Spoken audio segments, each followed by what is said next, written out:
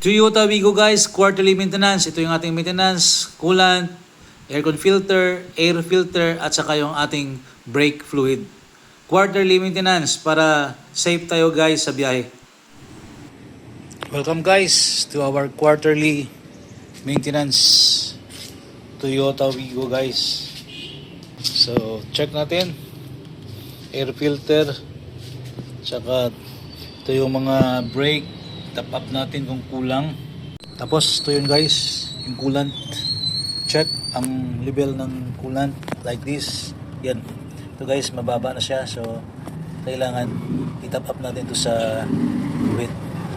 Yan, so kulang na siya. Ito yung quarterly maintenance natin guys. Tapos dun sa loob yung kanyang aircon filter. So unahin muna natin buksan. Ito yung air filter guys. Ito yung Wigo. Paano siya buksan? May ganitong dalawang clip guys. Yan. Tapos ito yung isa. Yan. Tapos taas lang natin to guys. Ito, taas natin. Medyo hila para matanggal. Mayroong dalawang clip to sa likod. Ito. Yan. So hilahin natin yan para matanggal. Yan. Ito na guys. Natanggalin natin yung dalawa. Then once na matanggal yan, pwede na nating bunutin itong yan, air filter dito sa loob. Yan. So ang gagawin natin, bugahan natin to guys. Since na mayroon tayong compressor, ito yung titirahin natin. Bugahan natin ng compressor guys.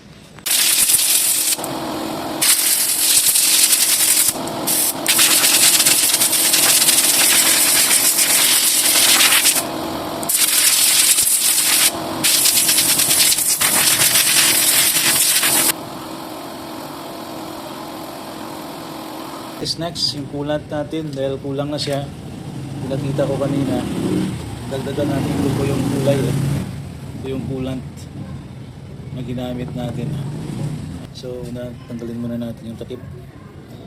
Quarterly maintenance to guys, yung ginagawa natin. Then para sigurado tayo, okay, so nabuksan na natin. Ito na yung ilalagay natin para matap up natin yung kanyang coolant. Previously ito yung ginamit natin. So doon lang sa guhit na matap up natin guys. Okay, ayos nyan guys, tama na yan. Tingnan natin yung level.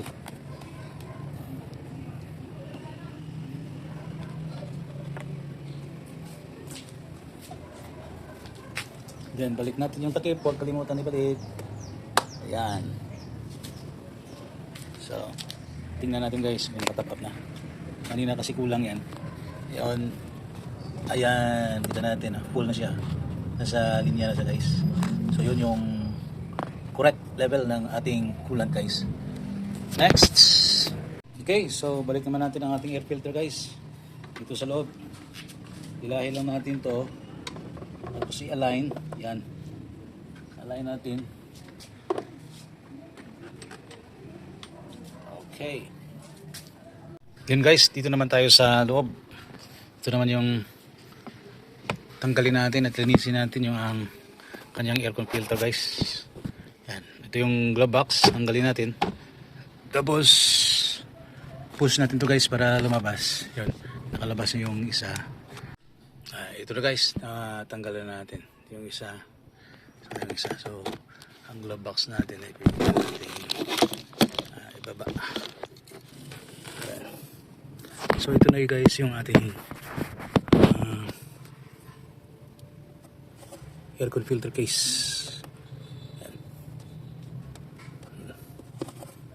Ito guys ang kanyang lock. So tanggalin lang natin yung lock para matanggal natin itong yan. Tapos slide natin guys papunta doon para hindi ito mabali. Pag pinarasan natin, mabali ito guys. So pag natanggalan natin yung lock, slide natin papunta doon. Ayan guys. So para safe, hindi ito mabali. Ito yung delikado guys. Itong dalawa. Mabali yan pag pinilit natin. Okay. So ito na yung filter natin guys. Hilahin lang natin. Yan. O, tingnan natin guys Ayun. See guys. Yung dumi niya. Ang daming mga Okay guys, ipakita ko sa inyo kung gaano karumi. Yun. Yan. Sa loob niya may mga dahon. Mga dahon. Yan, kapal ng alikabok. Oh, ang daming dumi. Ayun, guys, kita nyo. Yan, luminis ka agad. Isang bumbab lang yan. Isang bugab lang. Ayun.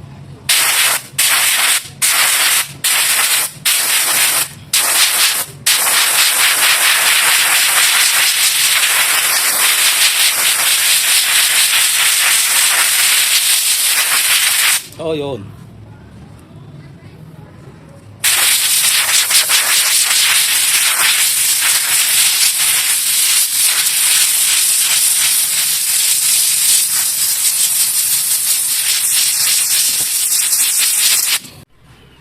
Punasan muna natin bago natin ibalik guys. Yan. Ayun guys, malinis na siya no. Balik na natin. Yan guys. So tanda natin yung pagtanggal natin. Dapat priority yung pagbalik natin. So ito yung. Yan. So taas na. Hanggang natin sa taas. Yan. Then, so okay. Nalinis na natin to. Yun. Ito yun. Ilagay na natin yung kanyang aircon na air filter. Ayun. Ilagay na natin, swak muna natin ito sa gilid. Meron dalawa dito eh. Yung dalawa. Yan yung pasok natin. Nakapasok na yan. Yan, ito na yung lock natin. Yan. So, lock na natin yan. Yun. Nalock na natin. Nalagay na natin. Ito na, safe na tayo. Ngayon, ibalik na natin yung glow box.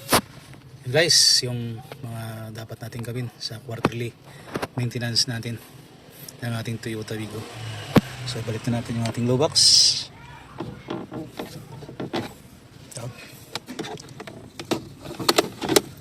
Okay, so yun na guys. Lock na natin yan. Yun. So tingnan natin dito sa labas. Okay guys, so tapos na tayo sa ating quarterly maintenance. Ito yung mga major. Ito yung ating brake fluid. Yan, dito pa yan. Okay pa. So wala tayong problema. Okay. So yun lang ang ating pwedeng ibahagi sa inyo sa ating quarterly maintenance ng ating Toyota Wigo. So thank you for watching. Ken DIY page. See you sa next nating vlog.